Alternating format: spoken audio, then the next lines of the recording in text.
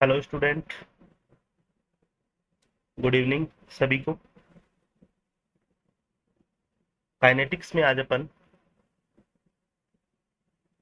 Zero order reaction, first order reaction, nth order reaction का integration rate law पढ़ेंगे। इससे पहले वाली क्लासेस में अपन ने देखा कि कुछ ग्राफिकल रिलेशनशिप उनको भी अपन यूज करेंगे यहाँ पे। तो कुछ आपको मैं बनाना सिखाऊंगा ग्राफ्स, और उम्मीद है कुछ आप भी बनाएंगे।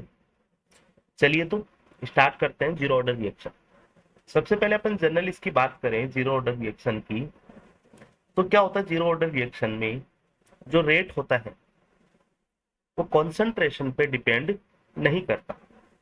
कॉन्सेंट्रेशन के जीरो पावर के प्रोपोर्शनल होता है। दैट मीन्स अपन बोल सकते हैं in zero order reaction rate does not depend on the concentration of reactants. तो क्लियर है। चलिए कोई रिएक्शन लिखें। अपन मानते हैं रिएक्टेंट ए से प्रोडक्ट बी बनता है। इसकी शुरुआती दौर में जब टाइम जीरो है, स्टार्टिंग में जब टाइम जीरो है, रिएक्टेंट की कंसंट्रेशन है ए। अपन ए नोट भी मान लेते हैं, ठीक है, कोई ज्यादा बड़ा इश्यू नहीं है। तो इस समय पर प्रोडक्ट की कंसंट्रेशन क्या रहती है?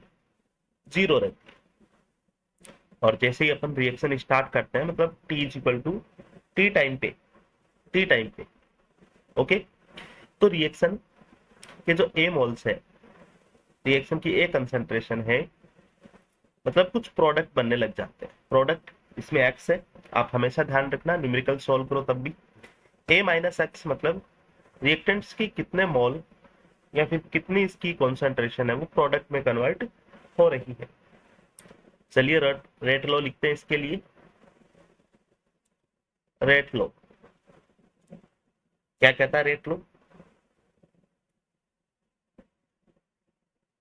हाँ जी, dx by D T is equal to K A की power zero. Zero order reaction के लिए जीरो ऑर्डर रिएक्शन का जो रेट होता है dx बाई डी टी, वो होता है के, और जो रिएक्टेंट की कॉन्सेंट्रेशन है उसकी पावर जीरो, मतलब रिएक्टेंट की कॉन्सेंट्रेशन पर डिपेंड नहीं करता है। अपन जानते हैं किसी की भी power zero is equal to क्या होता है? वन होता है। तो यहां से ओनली क्या आ जाएगा? के आ जाएगा। इसको मैं लिख सकता हूं यहाँ पे dx इज इक्वल टू के डी टी। ये डी टी इधर आ जाएगा, के बगल में, के मल्टीप्लाई में। अब अपन क्या करते हैं, सेम स्टेप फॉलो करना अपने को first order, second order and nth order में। अब जैसे ही अपन रेट लो निकालते हैं, उसके बाद में अपन इंटीग्रेशन करते हैं, इस इक्वेशन का इंटीग्रेशन करते हैं। इंटीग्रेशन दिस इक्वेशन, हाँ जी, dx का इंटीग्रेशन कर दिया, और के डी टी का भी इंटीग्रेशन कर देंगे, जिसमें के कांस्टेंट है, रेट कांस्टेंट, ये बाहर आ जाएगा डी टी। जब इसका इंटीग्रेशन करते हैं, अक्स आता है इज इक्वल टू के, और डी टी का इंटीग्रेशन करते हैं तो टी आता है, और प्लस इसमें इंटीग्रेशन कांस्टेंट आता है सी, इंटीग्रेशन कांस्टेंट। इक्वेशन फर्स्ट अपनी हो जाती है, हाँ जी। अब मैं अगर बात करूं कि जब अपन ने स्टार्टिंग की बात की at T is equal to zero, जब अपन रिएक्शन स्टार्ट ही नहीं करते हैं, देन उस समय क्या होता है? उस समय अपने को एक ही बात हमेशा ध्यान रखनी है, एक्स की वैल्यू जीरो, मतलब प्रोडक्ट की कॉन्सेंट्रेशन क्या होती है? जीरो होती है। देन ये वैल्यू अपन इक्वेशन फर्स्ट में रखेंगे। देन जो इक्वेशन फर्स्ट अपनी क्या बनेगी? इक्वेशन फर्स्ट क्या हो जाएगी? एक्स की जगह जीरो लिख दूं मैं, तो जीरो, हाँ जी, इज इक्वल टू के, और टी की जगह भी जीरो लिख दूं, प्लस सी। तो इससे बोल सकता हूं मैं सी इज इक्वल टू जीरो। ये इक्वेशन टू आ जाती है। अब मैं इक्वेशन एक एंड इक्वेशन टू से यहाँ पे देखना, करना है क्या अपने को?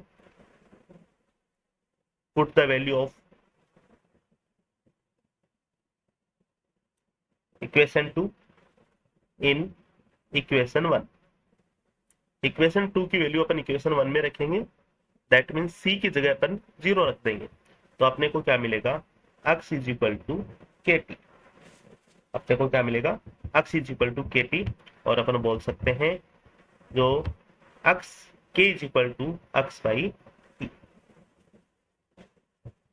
This is called integrated rate equation for zero order reaction. तो ये स्टेप अपन फॉलो करते हैं हर रिएक्शन के लिए। क्या क्या चीजें बोलिए, मैंने वापस रिपीट करता हूँ।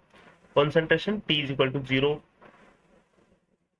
जो अपन इनिशियल टाइम की बात करते हैं, एक ही कॉन्सेंट्रेशन ही रहती है रिएक्टेंट की कॉन्सेंट्रेशन, और प्रोडक्ट की कॉन्सेंट्रेशन इस समय 0 रहती है। रेट लो लिखते हैं, dx बाई डी टी के हो जाएगा अपना। देन इसका इंटीग्रेशन करते हैं, इक्वेशन फर्स्ट आती है, फिर कंडीशन ये अप्लाई करनी है अपने को।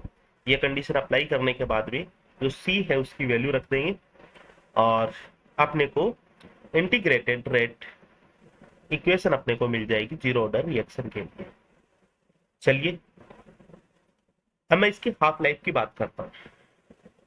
अब बात करते हैं half life of zero order reaction. Zero order reaction,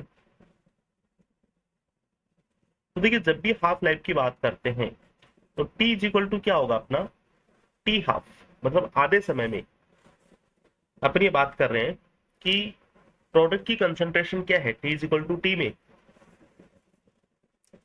क्या है, अपनी एक्स है, तो T is equal to T half में आपको हमेशा यही काम करना है। एक्स इज इक्वल टू क्या मानेंगे, ए बाई टी, मतलब जो प्रोडक्ट की कंसंट्रेशन है रिएक्टेंट की कंसंट्रेशन की आधी हो जाएगी। The time required for 50% completion of a reaction is called half life of reaction। 50% completion होने में जितना टाइम लगता है वो उसकी हाफ लाइफ हो जाती है, तो अपन a/2 कर देते हैं एक्स की कंसंट्रेशन। ओके, और ये जो वैल्यू है अपन किस में रखेंगे, अपना जो इक्वेशन, इसको मैं 3 बोल देता हूं, ये वैल्यू अपन इक्वेशन 3 में रखते हैं। ठीक है, हाँ, तो अपना क्या आ जाएगा, k is equal to X by T होता है, तो एक्स की जगह क्या लिख दूंगा मैं, a/2, और t की जगह अपना t आ जाएगा। t की जगह क्या आ जाएगा, t हाफ आ जाएगा। तो यहां से अपन बात कर सकते हैं t half is equal to a/2 के।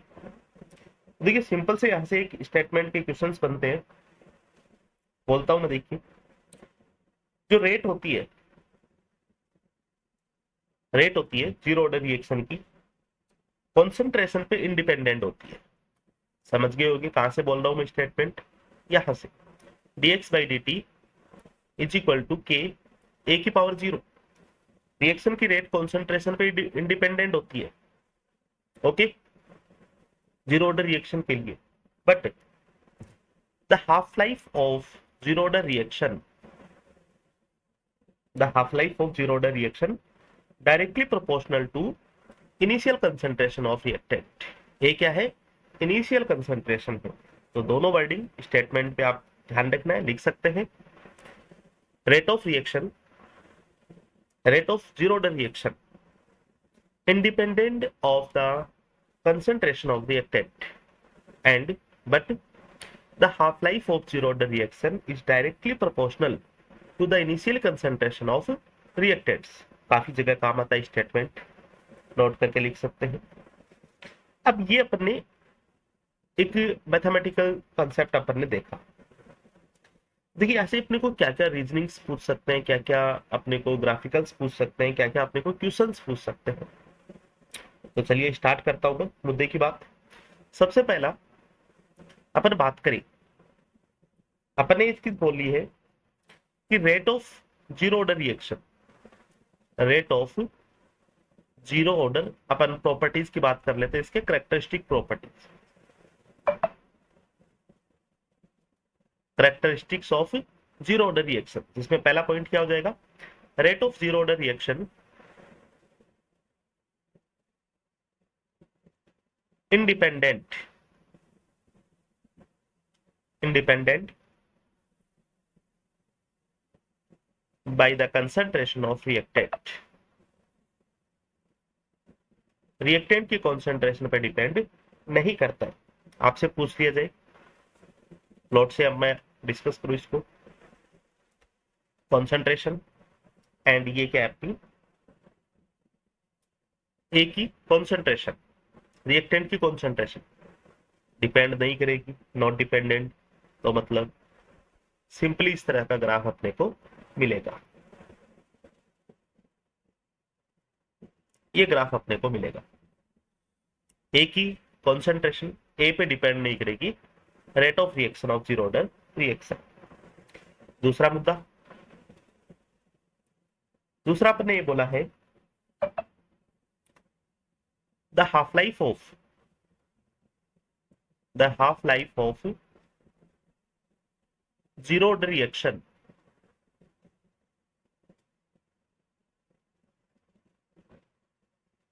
is directly proportional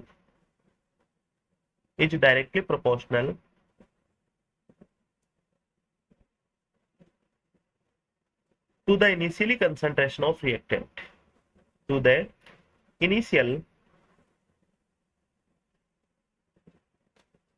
concentration of reactant। Equation भी अपन ने देखी, T half is equal to A by 2K। तो संबंध की बात करते हैं, ये लीजिए अपना T हाफ है और ये है अपना इनिशियल कंसंट्रेशन ऑफ रिएक्टेंट। हालांकि ए है, यहाँ पे ए है, इसको अपन इनिशियल कंसंट्रेशन बोल सकते हैं रिएक्टेंट की, क्योंकि रिएक्टेंट तो ए ही है, कैपिटल ए, ब्रैकेट में बंद कर दिया, दैट मींस कॉन्सेंट्रेशन। तो क्या होगी देखिए, अपन इसके बीच में ग्राफ खींच रहे हैं, टी हाफ अगर मैं इसको ऐसे लिखूं तो 1/2 के ए, इनके बीच में ग्राफ खींच रहे हैं, तो ये क्या हो जाएगा simply y is equal to mx। ये x हो गया a की जगह, y की जगह t हाफ हो गया, दैट मीन्स अपना स्लोप क्या होगा इसमें 1/2 और ग्राफ क्या आएगा y is equal to mx का स्ट्रेट लाइन ग्राफ है, और इसका जो स्लोप होगा m होगा वो 1/2 होगा। आपको पूछ लिया जा सकता है स्लोप बताइए जीरो ऑर्डर रिएक्शन का, अगर रेट कांस्टेंट की वैल्यू इतनी है। ओके है, चलिए अब तीसरा मुद्दा उठता है रेट ऑफ रिएक्शन। देखिए इसको समझना इंपॉर्टेंट है। Rate of reaction of zero order reaction, zero order reaction does not alter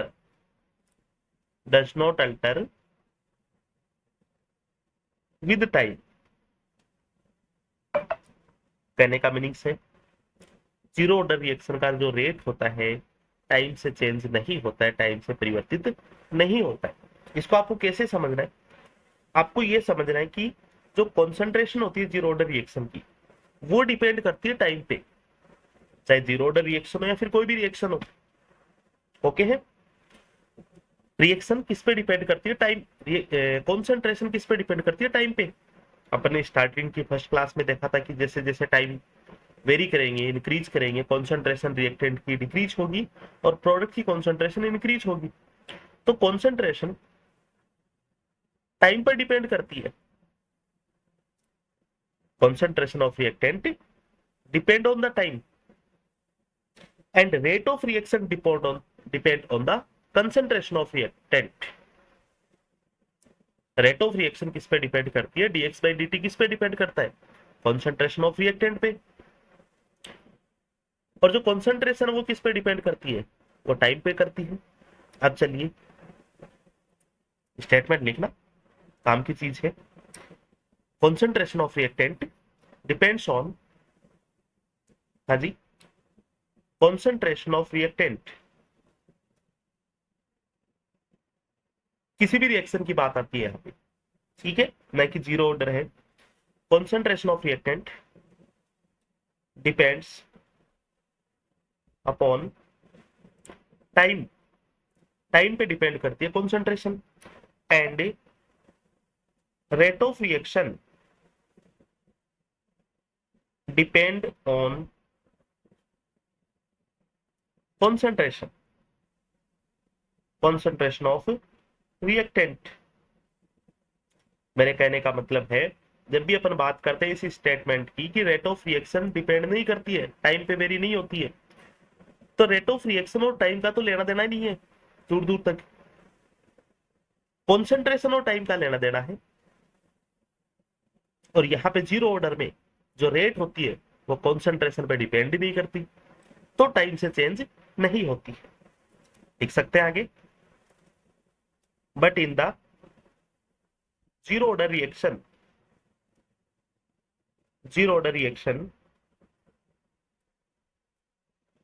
rate does not depend on concentration।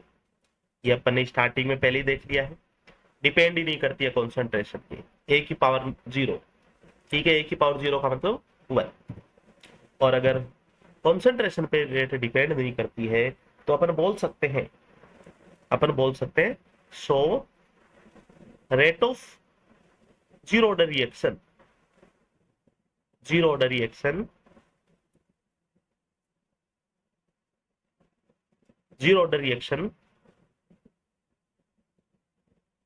does not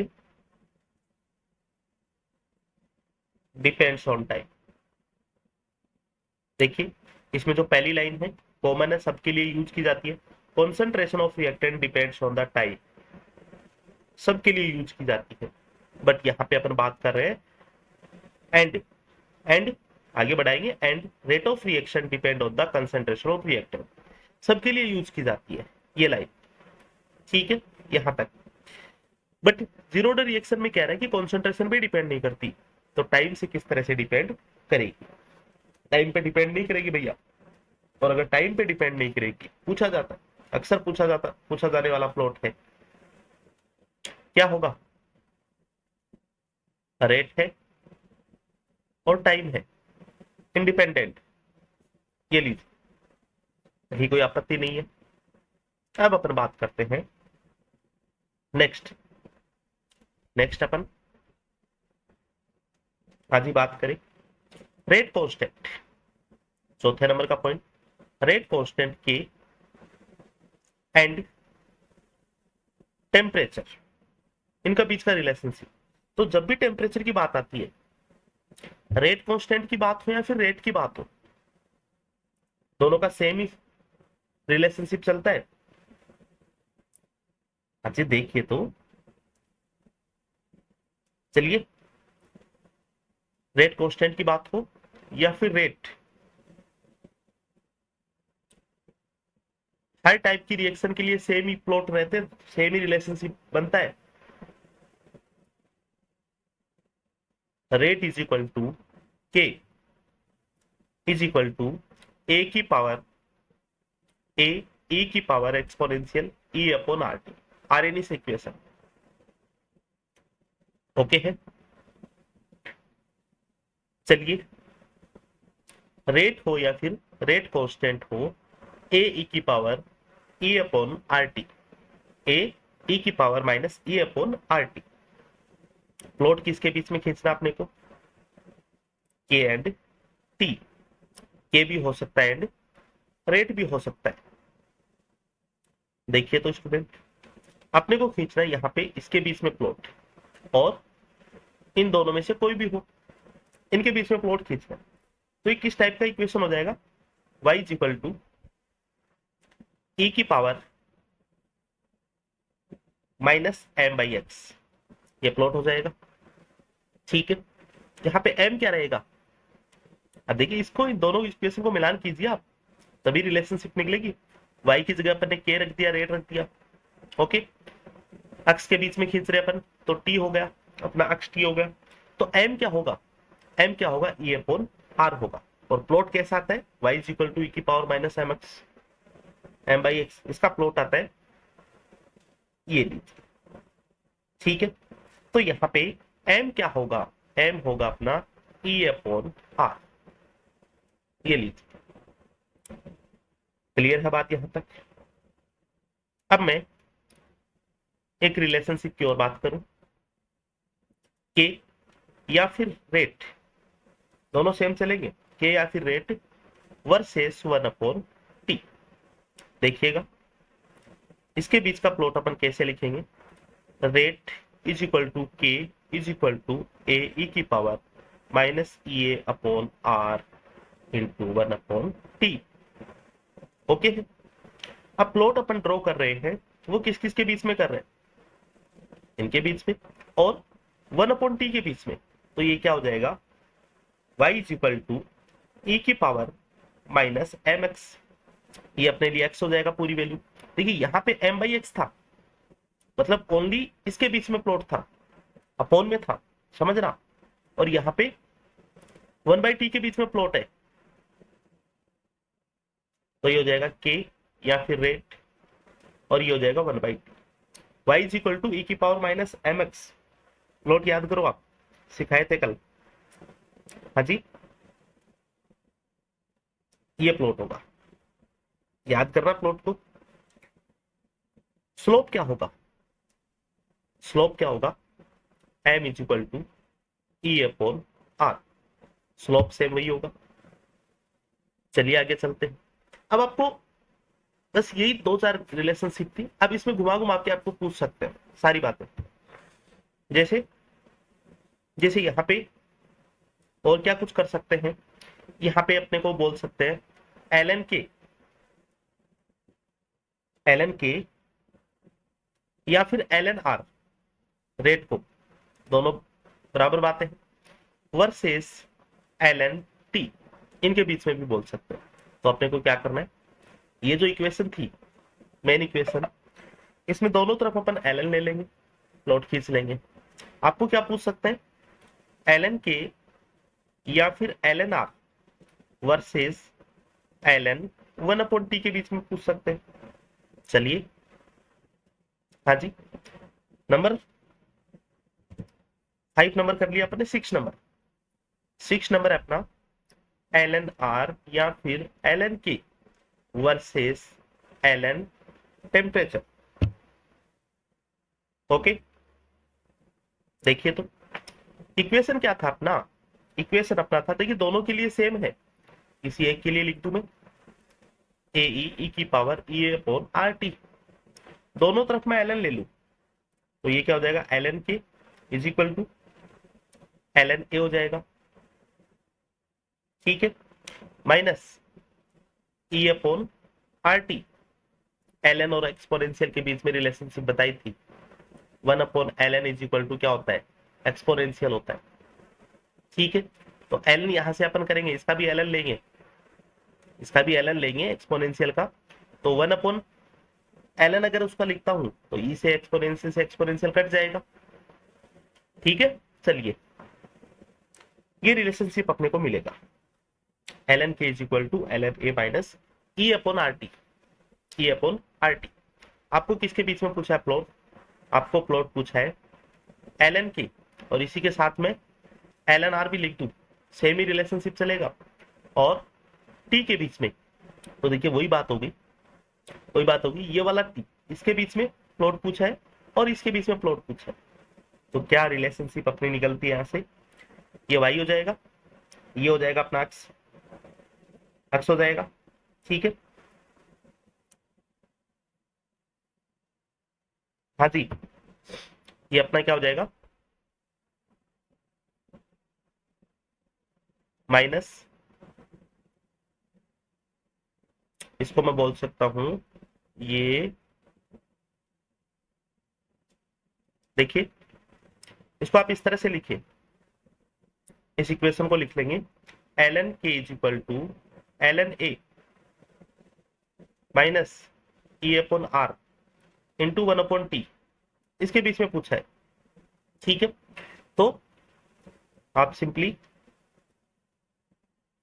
ये कर लीजिए 1/t, 1/t, ठीक है, इसको समझिए पहले। तो ये अपने लिए क्या हो जाएगा, x हो जाएगा, और t करते तो माइनस टी हो जाता, मतलब ये वैल्यू किस में आ जाती, प्लस में आ जाती, और कुछ नहीं था।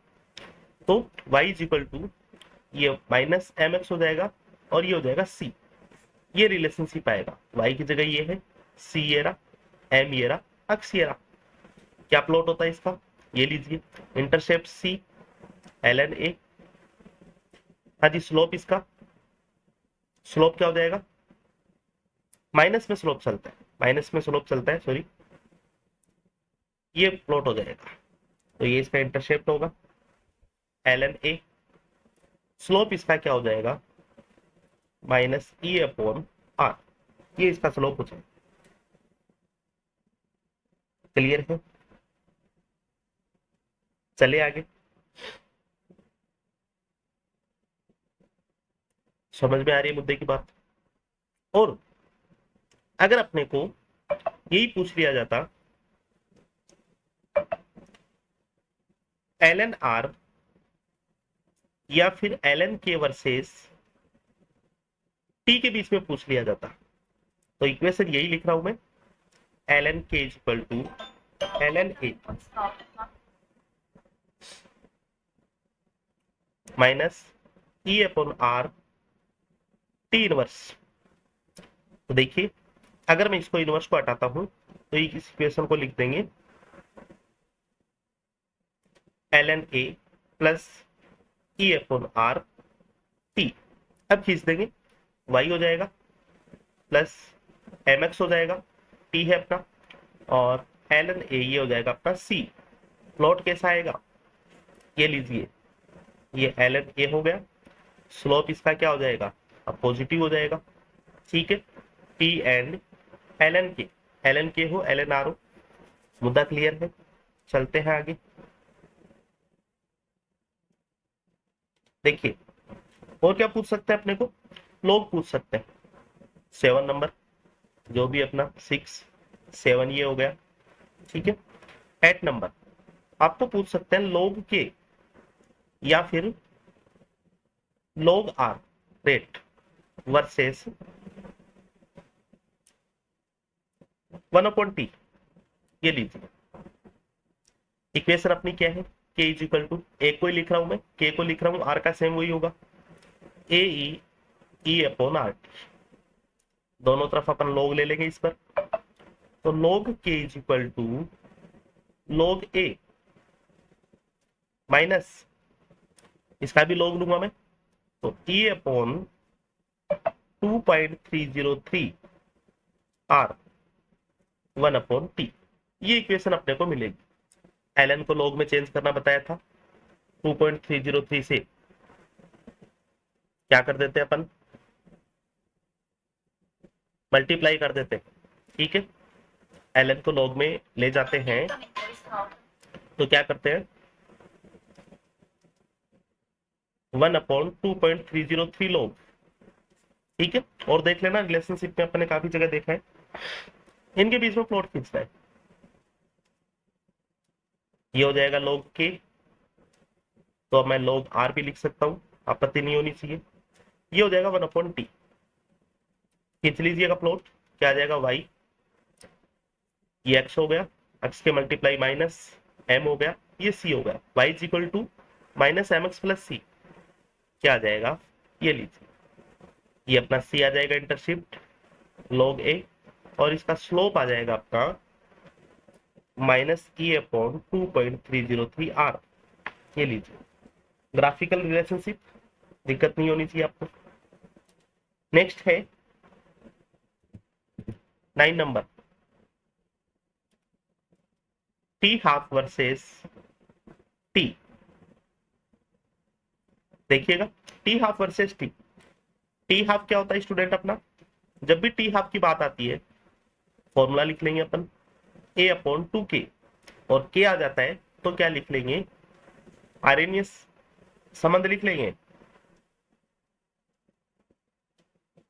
ये लीजिए, ठीक है, तो T half is equal to A upon 2a, E की पावर ऊपर चला जाता है तो ई अपॉन आर 1/t।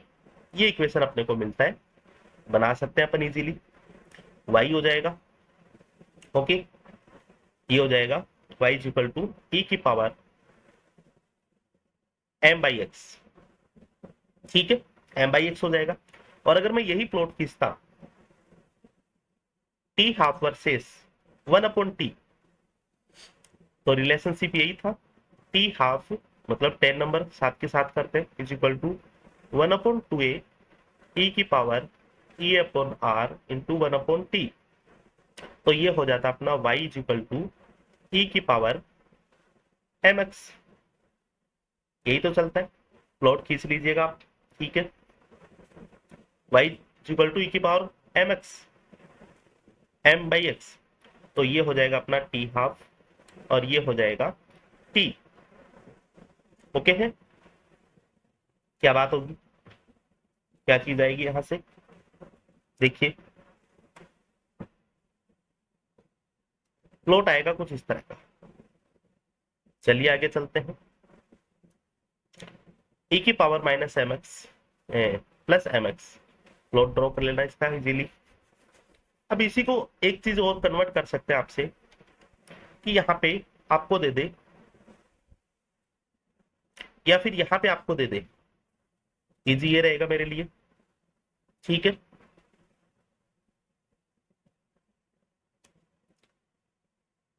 हाँ जी, L N T half is equal to L N या फिर वर्सेस 1/t, यही आपको दे दिया जाए तो इस इक्वेशन का अपन एल एन ले लेंगे और अपने को प्लॉट ड्रॉ करना। होमवर्क आपके लिए, चलते आगे। अब देखिए जीरो ऑर्डर रिएक्शन के लिए टी हाफ पे कुछ क्वेश्चंस पूछे जाते हैं। देखिए किस तरह से अपन उसको सॉल्व करेंगे। जीरो ऑर्डर रिएक्शन है, हाँ जी, टी हाफ क्या होता है अपना a/2 के, यही होता है। और x इज इक्वल टू क्या होता है k/t, यही इक्वेशन होता है x is equal to k/t। या फिर मैं इसको ऐसे लिखूं t is equal to x/k, और यहां से k की वैल्यू अगर मैं लिखूं, k की वैल्यू हो जाएगी a/2t हाफ। ये k की वैल्यू यहां पे रख देता हूं, तो t इज इक्वल टू क्या आ जाएगा, हमेशा ध्यान रखना इंपॉर्टेंट संबंध है, x/a 2t हाफ। क्या यही रिलेशनशिप आएगा। तो जब भी अपन जीरो ऑर्डर रिएक्शन, देखिए कुछ क्वेश्चन कुछ इस तरह के आते हैं, जीरो ऑर्डर रिएक्शन के लिए, जीरो ऑर्डर रिएक्शन को कंप्लीट होने के लिए कितने टी हाफ लगते हैं, जीरो ऑर्डर रिएक्शन पे 100% कंप्लीशन के लिए कितने टी हाफ लगते हैं, जीरो ऑर्डर रिएक्शन के 80% कंप्लीशन के लिए कितने टी हाफ लगते हैं। कितना भी पूछ लिया जाए आपको, 0% रिएक्शन के लिए 90% कंप्लीशन में कितने टी हाफ लगते हैं, तो ये वाला अपने को हेल्प करेगा। ठीक है, कैसे निकालते हैं, सारे रिलेशनशिप आपको बता रखे हैं पहले से, किस तरह से हेल्प करेगा। देखिए अगर मैं बात करूं 100% कंप्लीशन, कहीं कोई दिक्कत नहीं है, रिएक्टेंट की कॉन्सेंट्रेशन 100% मानते हैं अपनी स्टार्टिंग, और टी 100% का मतलब 100% कंप्लीशन ऑफ रिएक्शन, तो एक्स की वैल्यू भी क्या हो जाएगी 100% हो जाएगी। अब आपसे कोई पूछे a-x कितना होगा, 0 होगा। भाई स्टार्टिंग में यही तो होता है अपना रिएक्टेंट की कॉन्सेंट्रेशन जी 100, और आपको ये पूछा है कि 100% कंप्लीशन में, तो प्रोडक्ट 100% हो गया, a-x कितना हो गया 0 हो गया। क्लियर है मुद्दा, संबंध क्या था अपना t is equal to X by A 2t half, तो t is equal to X की जगह 100 हो जाएगा अपना, a की जगह क्या हो जाएगा 100 इंटू 2t हाफ। ये तो अपना इनिशियल कंसेंट्रेशन ही तो होती है, ए कहीं पे भी आए इनिशियल कंसेंट्रेशन है, एक्स क्या है प्रोडक्ट की कंसेंट्रेशन है, तो t इज इक्वल टू क्या रिलेशनशिप आएगी 2t हाफ। अगर आपको कोई पूछे कि 100% रिएक्शन के कंप्लीट होने में कितने टी हाफ लगते हैं, 2 टी हाफ लगते हैं। मान लीजिए आपको दे दिया कोई भी ऑक्सीडाइजर की रिएक्शन है, इसके 50% कंप्लीट होने में 10 मिनट लगते हैं, तो 100% कंप्लीट होने में कितना टाइम लगेगा? तो 2 टी हाफ लगेंगे। 50% का मतलब टी हाफ, तो 2 इंटू टी हाफ, तो 2 इंटू 10 इज इक्वल टू 20। समझ रहा? 50% कंप्लीट होने में 10 मिनट, तो 100% होने में 2 टी हाफ लगेंगे ना, रिलेशनशिप आ गया, तो 20 मिनट लगेंगे। 50% का मतलब 1 टी हाफ।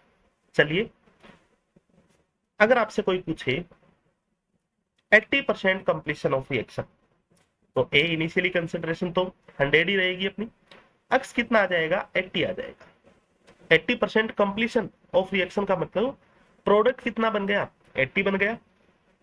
तो A minus X is equal to, अगर आपसे कोई पूछ भी ले उस समय रिएक्टेंट कितना रहेगा? 20 रहेगा। ओके है, रिएक्टेंट ए माइनस एक्स 20 रहेगा। और अक्स की मैं बात करूं तो अक्स कितना अपना 80 है। चलिए, हाँ जी, संबंध क्या है? T is equal to X by A, 2 T half, ये यूज करते हैं। T is equal to X कितना अपना 80, ए कितना है 100 इंटू 2 टी हाफ, आंसर आ जाएगा 1.6 into T half. T half आपसे कोई पूछ ले, आपसे कोई क्वेश्चन पूछ ले, क्वेश्चन मेरा है, वापिस सुनना आप ध्यान से। किसी जीरो ऑर्डर रिएक्शन के 50% कंप्लीट होने में 10 मिनट लगते हैं, वही पैटर्न है, 50% कंप्लीट होने में 10 मिनट, मतलब टी हाफ की वैल्यू 10 मिनट है, तो 80% होने में कितना लगेगा? 1.6 से मल्टीप्लाई कर दो ना, निकाल देंगे। कितना भी आपको कंप्लीशन पूछे, 70% पूछे, 90% पूछे, जो मर्जी आए वो पूछे, कर लेंगे। चलिए एक प्रैक्टिस और करवा देते हैं। 90% ए इज इक्वल टू इनिशियल 100 होगा, अक्स कितना हो जाएगा? 90 हो जाएगा, ए माइनस अक्स कितना हो जाएगा? 10 हो जाएगा। Relationship T is equal to X upon A, 2 T half, तो 100 बाई अक्स की वैल्यू कितनी है? 90, 90 बाई 100 इंटू 2 टी हाफ, तो ये आ जाएगा अपना 1.8 टी हाफ। आपसे पूछे 50% कंप्लीट होने में 10 मिनट लगते हैं, तो 90% कंप्लीट होने में कितने लगेंगे? 1.8 से मल्टीप्लाई कर दो, ये लीजिए, बिल्कुल इजी। चलिए आगे चलते हैं। अब देखिए, कई बार क्या होता है, आपको ये जो अपन ने बात की थी, स्टार्टिंग में चलते हैं। ए अपॉन ए से पी बन रहा है, मतलब रिएक्टेंट के ए के मोल लिए हैं। अगर आपके रिएक्टेंट के एक से ज्यादा मोल हो जाए तब अपने को क्या करना है? चलिए एक समझाता हूं केस आपको। चलिए क्वेश्चन लिखिए, क्वेश्चन लिखिए। क्वेश्चन है अपना, for a zero order reaction, for a zero order reaction, reaction क्या है? 2a p बन रहा है, 2 भी हो सकता है, 3 भी हो सकता है, जो मर्जी आए वो सोच लेना। ठीक है, कराऊंगा इसकी प्रैक्टिस। ये रिएक्शन है, हाफ लाइफ सीधा ही लिख देते हैं, हाफ लाइफ विल बी, क्या हाफ लाइफ होगी? पहला ऑप्शन दे रखा है a/2 के, दूसरा ऑप्शन दे रखा है आपको a अपॉन के, तीसरा ऑप्शन दे रखा है a/4 के, एंड चौथा ऑप्शन आपको दे रखा है 2a अपॉन के। अगर ये रिएक्शन, अगर इस रिएक्शन में जो रिएक्टेंट है वो अगर ए के मोल ले लिए जाते तो a/2 के अपन ये ऑप्शन करके आ जाते। अब रिएक्टेंट के कितने मोल है? 2 मोल है। चलिए समझिए क्या यूज करना अपने को। देखिए पैटर्न वही रखना है, मैं बात करता हूं इसकी। मान लीजिए ए से पी था, ओके है, और यहाँ पे अपन ने क्या ले लिया, कोई भी डाटाज ले लिया, डाटाज मान लीजिए यहाँ पे मैं एन ले लूँ, एन ले लूँ, समझना बात को, क्या ले लिया अपन ने, एन ले लिया।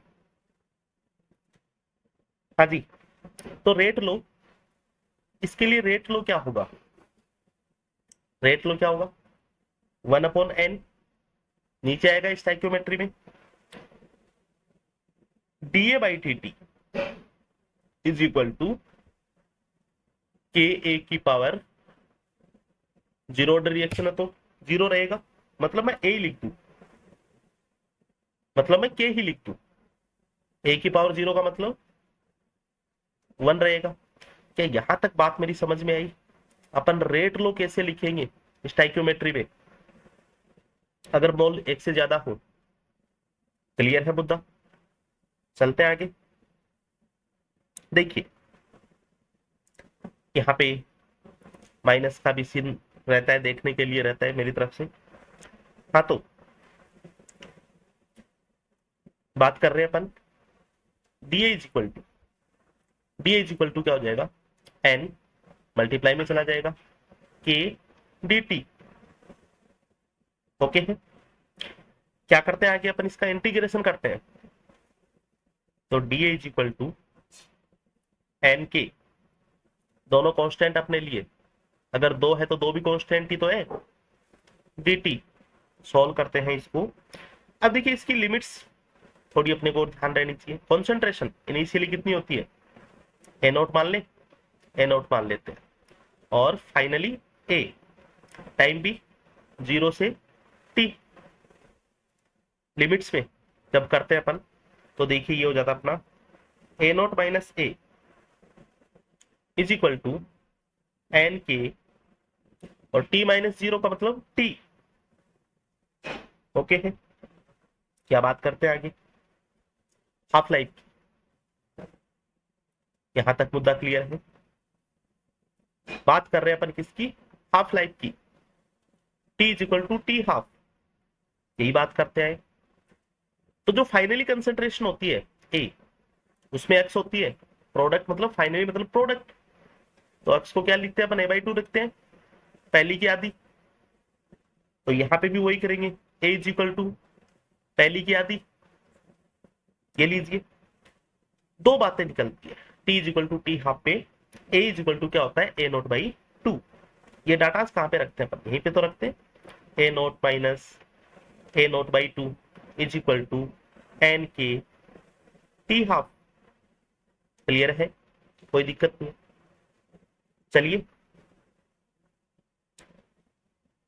ए नोट में से ए नोट बाई 2, एक में से आधा गया, कितना बचा, आधा, तो ये क्या बच जाता है अपना, A naught by 2 is equal to N K T half. चलिए क्लियर है यहां तक? अब यहां से मैं अगर टी हाफ की बात करूं, टी हाफ की बात करूं यहां से, तो अपना क्या आ जाएगा, ए नोट अपॉन एन, और ये आ जाएगा 2 मल्टीप्लाई में हो जाएगा 2 के। मतलब अपनी बात क्या है यहाँ पे, अपन ने देखा है जब ए से पी है तो अपना टी हाफ कितना आता है, ए अपॉन 2 क्या आता है, इसके नीचे आप एन रख दो बस। मुद्दा क्लियर है? आपको कुछ भी दे सकते हैं एग्जाम में, 3a प्लस पी भी दे सकते हैं, 4a प्लस पी भी दे सकते हैं, 2a प्लस पी का मैंने ट्यूशन करवाई रखा है। चलिए, तो इसके आगे अपने को एन लगाना है, तो बता दीजिए आंसर। मतलब हाफ लाइफ का जो फॉर्मूला अपन यूज करेंगे वो क्या यूज करेंगे, ये वाला यूज करेंगे। तो आंसर क्या हो जाएगा, एन की वैल्यू कितनी है, 2 है, इंटू 2 के, तो ए इज इक्वल टू क्या हो जाएगा, 4 के। कर लीजिएगा answer, A is equal to 4 K. चलिए समझ में आई यहां तक बातें? हाँ जी,